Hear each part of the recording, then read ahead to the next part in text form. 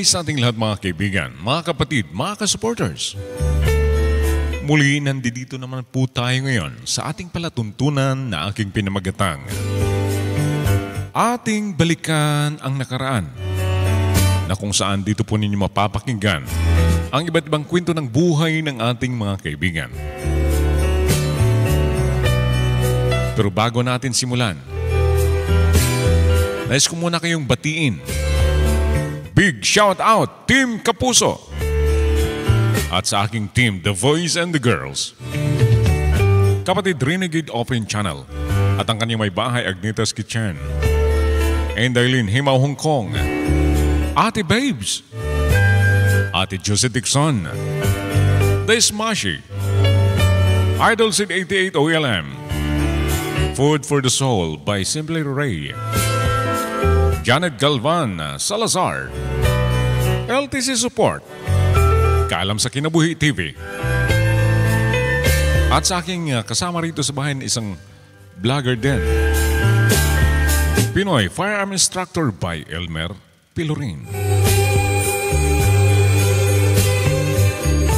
At sa lahat ng mga supporter na nakikinig ditong ating palatuntunan, maraming salamat po sa walang sawang suporta sa aking channel.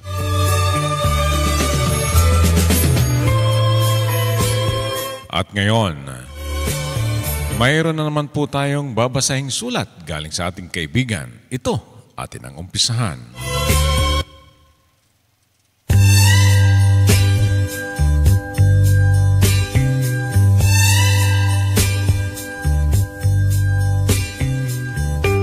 Dear Kuya Kalbo, tawagin mo na lamang ako sa pangalang Buyaks. Kuya, tulad ng ating mga tagapakinig na nag-share din ng kanilang kwento, ako din po ay gustong mag-share ng aking kwento ng buhay. Naway magustuhan din po nila. Para maintindihan, akin pong umpisahan mula sa simula. 6 po kami magkakapatid. Ako po'y pangatlo. At ang hanap buhay ng aming mga magulang ay nag-aararo, nagtatanim ng mais at palay.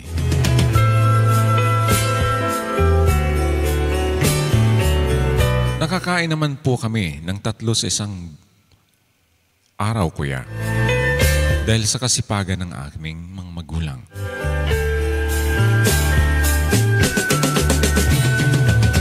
Kaya nakapag-aral din kami.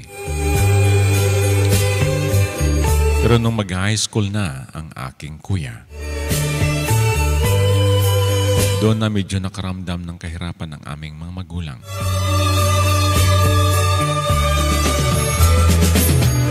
At hanggat sa nag-grade 6 ako noon,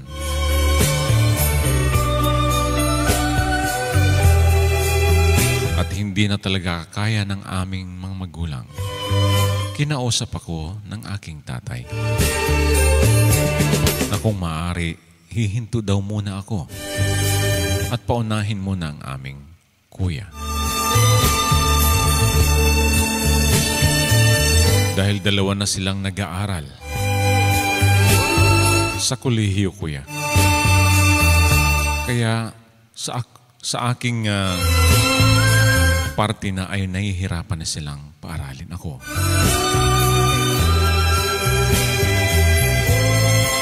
Kahit maganda sana ang aking grades noon, pero kailangan daw mo nang paunahin ang aking 2 kuya.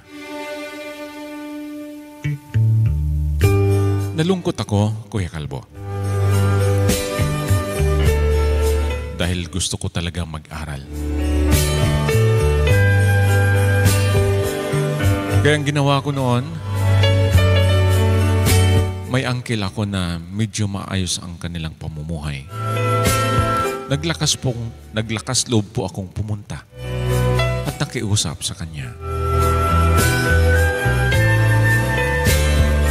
At doon sinabi ko na gusto kong mag-aral pero hindi na kaya ng aming mga magulang.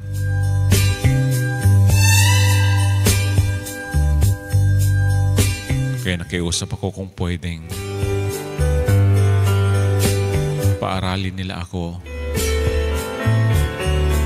at doon ako titira sa kanila para makatulong din sa kanila. At hindi naman ako binigo ng aking uncle kuya. Pumayag siya para sa aking pangarap. Dahil alam din niya na masipag akong mag-aral. Kaya sabi niya kailangan naming magpaalam sa aking magulang. At yun nga, pumunta kami sa bahay. At sinabi ng aking uncle na siya nang magpaaral sa akin. At doon ako titira sa kanila. At dahil doon, pumayag ang aking tatay at nanay.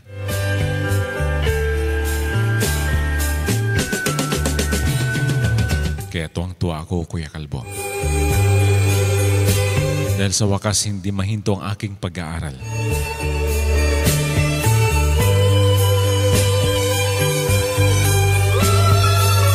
At sa madaling salita, nag-enroll ako ng high school.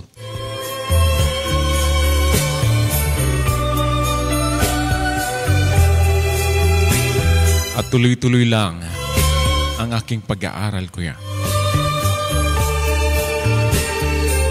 Kahit mahirap, napagsabayin ang pag-aaral at pagtrabaho doon sa bahay ng aking uncle. Pilit kong kinaya, kuya, para sa aking pangarap.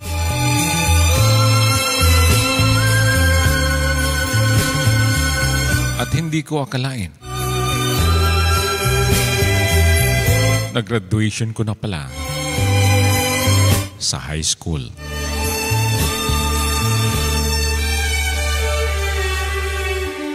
At doon, tuwang-tuwa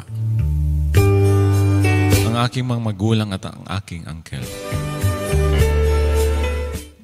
Dahil na-honor po ako.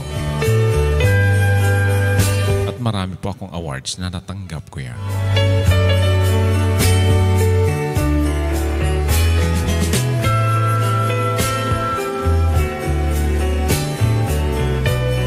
Pero ang sabi ng aking uncle, hindi na rin niya ako mapaaral ng kolehiyo dahil meron pa rin naman siyang mga anak na kailangan din niyang paaralin.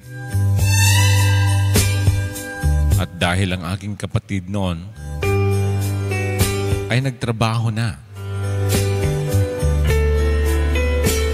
kaya sabi niya sa akin, kung pwedeng makiusap din ako sa aking mga kuya na nakapagtrabaho na dahil tapos na silang nag-aaral. At doon naman din ako makiusap para ipagpatuloy ko ang aking pag-aaral sa kolehiyo. At doon nagpasalamat ako sa aking uncle at sa kanyang pamilya. Dahil ako'y napagtapos ng high school sa kanilang pagtiyaga sa akin.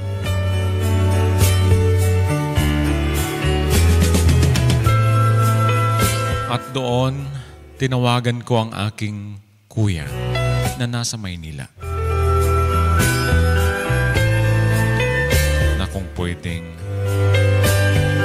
matulungan din niya ako sa aking pag-aaral sa kolehiyo.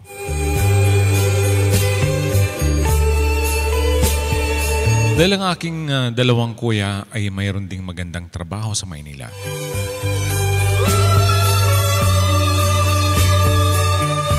Pinapunta ako at pumayag sila na pagtulungan nila akong paaralin sa kolehiyo, kuya.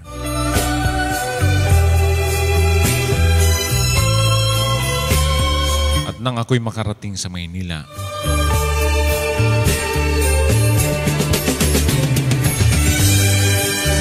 pina-enroll ako nila at ang aking nagustuhang kurso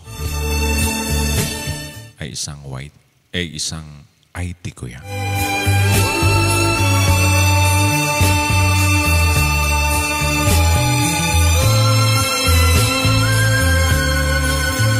At doon nagsimula ang aking pag-aaral bilang isang IT.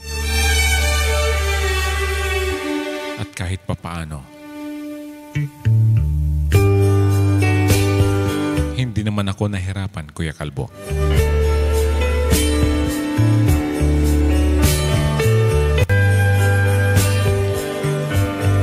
Hanggat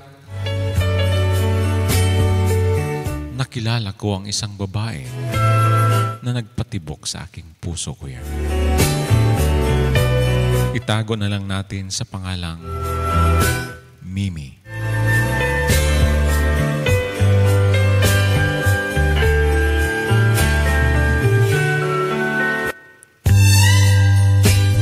Si Mimi, kuya, ay isa sa nagpalakas ng aking loob.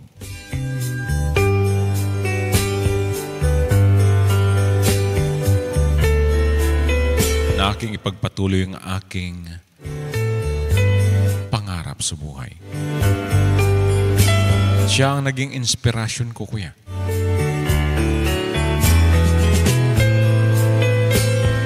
Kaya tuwang-tuwa ako noon na nakilala ko siya.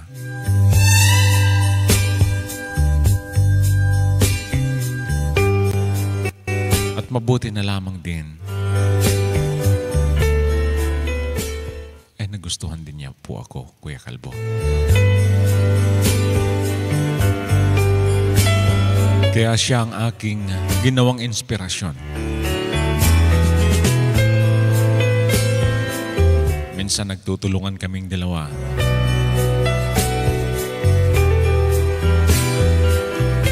Para gawin ang aming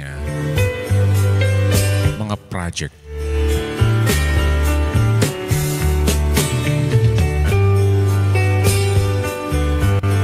At tuloy-tuloy ang suporta ng aking mga kapatid.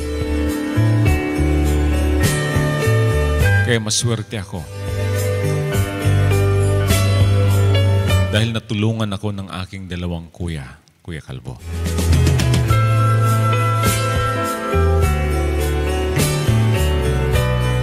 Hanggat sa nasa third year college na ako.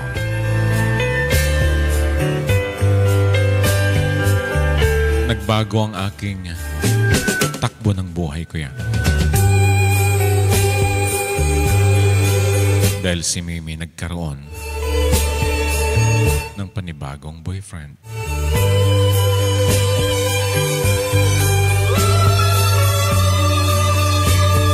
Masakit man sa akin, kuya, pero hindi yun hadlang.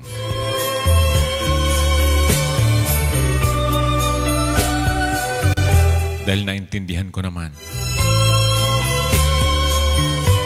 ako hindi naman tulad nung bago niyang nakilala na may pera.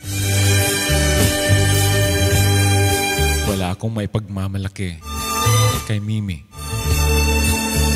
Tanging ipagmamalaki ko lang sa kanyang tunay kong pagmamahal sa kanya, kuya.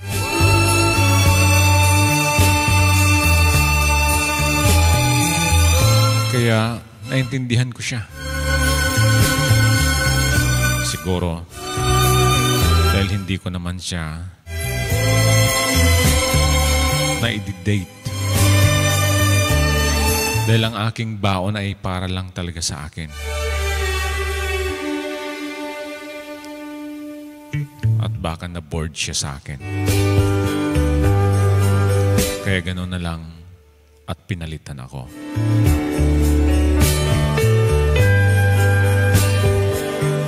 Kaya okay lang sa akin. Pinagpatuloy ko ang aking pangarap na makapagtapos sa kolehiyo.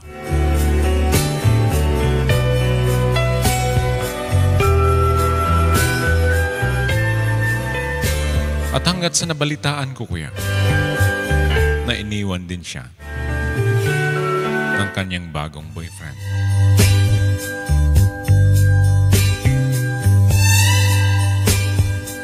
At nakikita ko na gusto niya pa rin ako. Pero dahil nandyan ako sa third year college, grabe na ang aming project, kuya. Grabe na ang aming gawain. Kaya nag-focus na ako sa aking pag-aaral.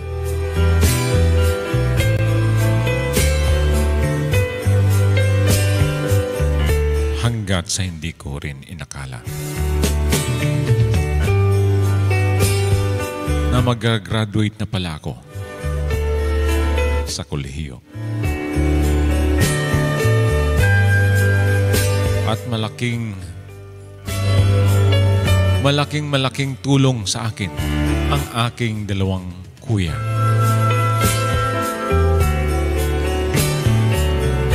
Kaya nung graduation day, lumuwas ang aking tatay at nanay galing sa probinsya para umattend sa aking graduation.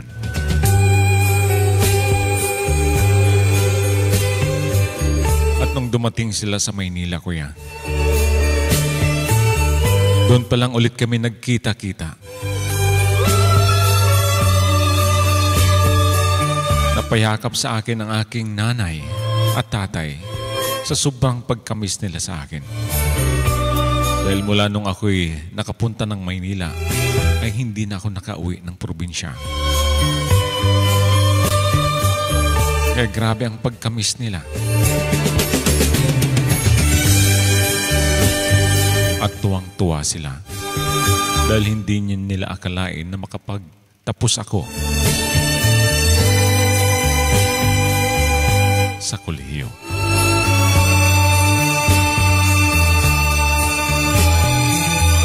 Hindi man ako na-honor, kuya. Pero ang mahalaga, nakapagtapos ako sa aking pag-aaral. At malaking-malaki ang aking pasasalamat sa aking mga kuya na kahit mayroon na silang sariling pamilya, ay pinagtapos ako.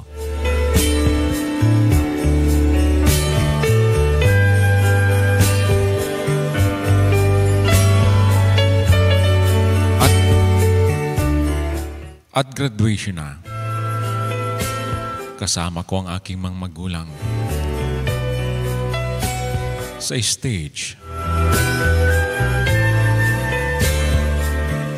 At tumutulong aking luha, kuya, sa saya, maging ang aking mga magulang.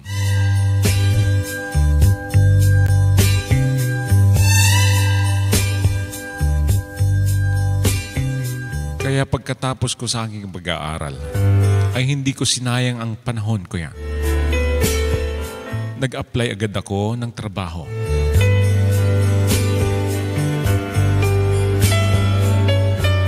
At sa wakas, nakakita din ako ng bagong trabaho. Panibagong yugto sa buhay ko.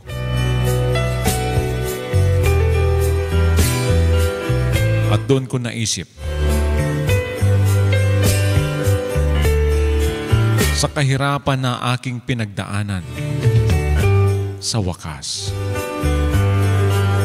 nakatrabaho na rin ako.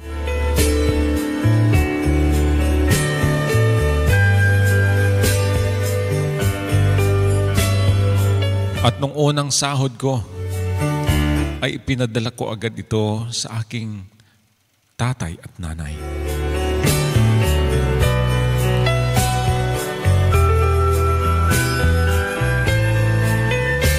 Kaya nung matanggap nila iyon, Kuya Kalbo,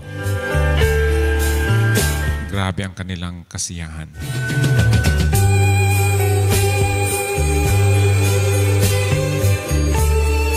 Masayang masaya silang dalawa na nakatanggap mula sa aking sahod.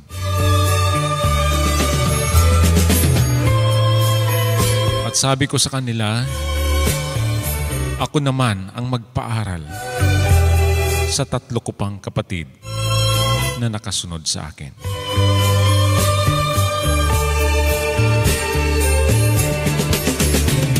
Dahil gusto ko rin silang makapagtapos tulad ko. Dahil natulungan ako ng 2 kong kuya.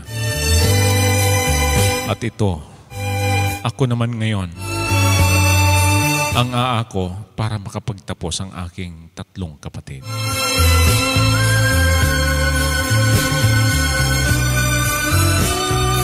Kaya ngayon, ayaw ko munang mag-asawa, kuya. Dahil gusto kong matapos muna ang aking 3 kapatid.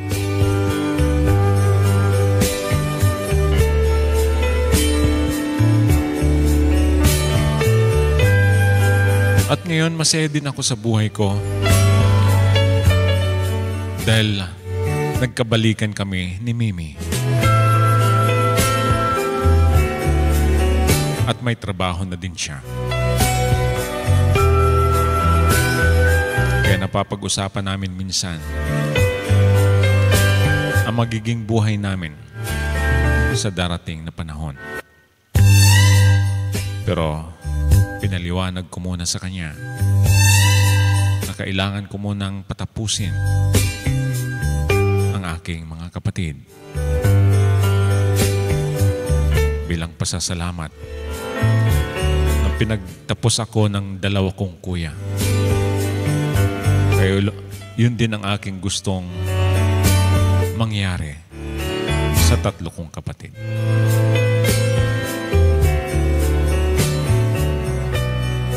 At ngayon, ito kuya, nagtatrabaho at masaya.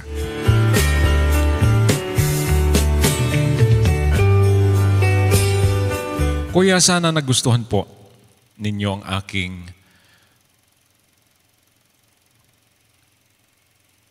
ang aking kwento ng buhay. At sa ating mga tagapakinig, maraming salamat po sa inyong lahat.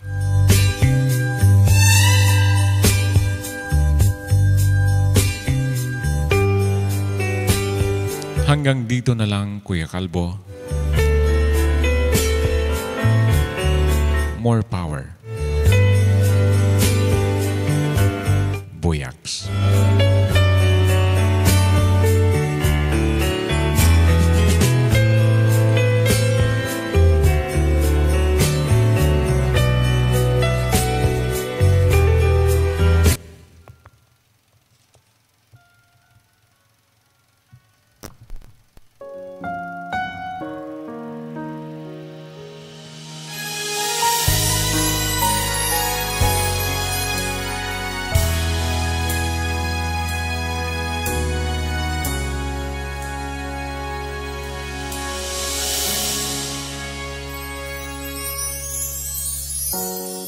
Sir Buyaks, maraming salamat po sa iyong napakagandang kwento.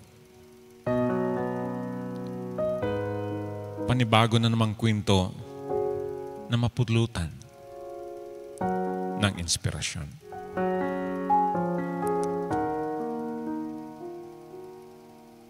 Dahil hindi hadlang ang kahirapan na iyong naranasan sa buhay.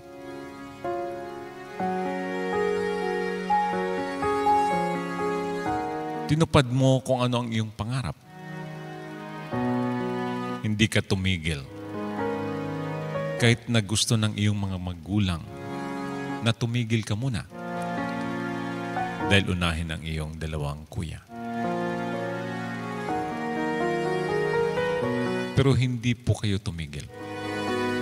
Sa halip, nagpatulong kayo sa iyong uncle. Kaya kung ano man ang iyong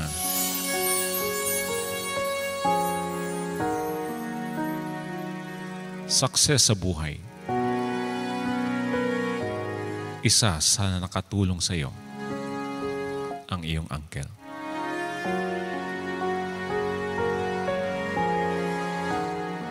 At dahil dyan, gusto mo rin makapagtapos ang tatlo mong kapatid. Napakaganda ng kwento. Kwento na kung saan ay nandyan ang pagtutulungan ninyong magkakapatid. Pagkatapos kang matulungan, ikaw naman ngayon ang tumutulong sa tatlo mong kapatid. Hangad namin na makapagtapos din ang tatlo mong kapatid sa pamamagitan ng iyong tulong.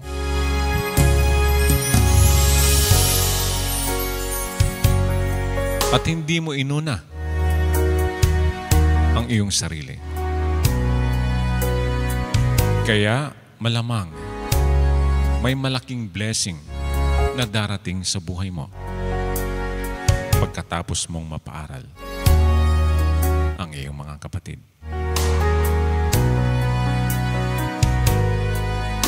Kaya maraming salamat po sa iyo, Sir Buyax, sa iyong napakagandang kwento.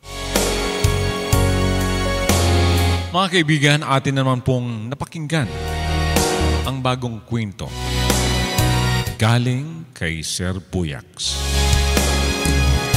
Anong inyong masasabi sa kanya? I-comment at baka kanyang mabasa ang inyong mga komento. At sa mga hindi pa nakasubscribe sa aking channel, nawain niyo po akong isubscribe at mag-comment at i-share sa ating mga kaibigan.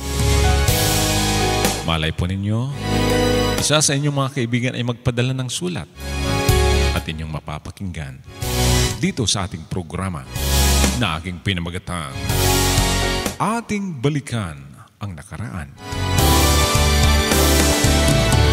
Muli, maraming salamat sa walang sawang suporta dito sa aking channel. At ito nga po pala si Junsahay Bird, ang laging nagsasabing, God bless us all.